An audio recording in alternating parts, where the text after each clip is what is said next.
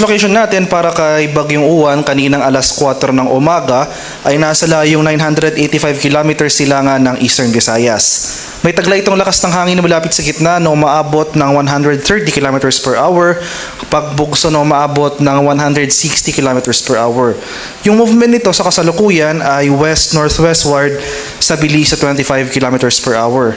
Ngayong araw magsisimula na tayong makakaranas ng masungit na panahon dito sa silangang bahagi ng Luzon and Visayas. And Metro Manila at malaking bahagi ng ating bansa, makakaranas na rin tayo ng maulap na kalangitan at mataas sa tsansa ng mga kalat-kalat na pag-ulan since may kalawakan nga yung radius ni Bagyong Uwan.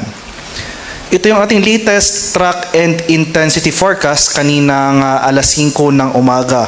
Makikita natin wala naman tayong significant na naobserbahang changes sa ating track scenario as compared sa ating previous issuance sa ating 11 PM bulletin kagabi. Ganoon pa rin ating scenario nakikita, magpapatuloy yung generally westward or west-northwestward na paggalaw ni Bagyong Uwan sa mga susunod na araw. Pero patuloy nga itong lalakas or mag-intensify up to a super typhoon category prior to its possible landfall dito sa northern portion ng Aurora or southern portion ng Isabela bukas ng late evening or sa madaling araw ng Lunes. So prior to landfall ay lalakas pa itong intensity nitong si Bagyong Uwan at up to super typhoon category nga yung peak intensity na ating nakikita.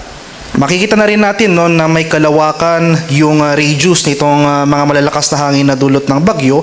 Makikita natin dito sa ating track forecast itong malaking bilog na shaded ng yellow. Ito yung area na kung saan saklaw or ito yung area na kung saan mararanasan natin yung mga malalakas na hangin na dulot ng bagyo.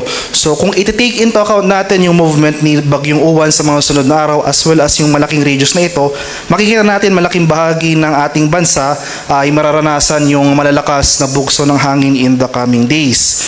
And after its landfall over possibly southern Isabela or northern Aurora ay itratraverse ito or babaybayin ang mainland Luzon landmass and by Monday morning or afternoon ay nasa West Philippine Sea na itong sentro ni Bagyong Uwan.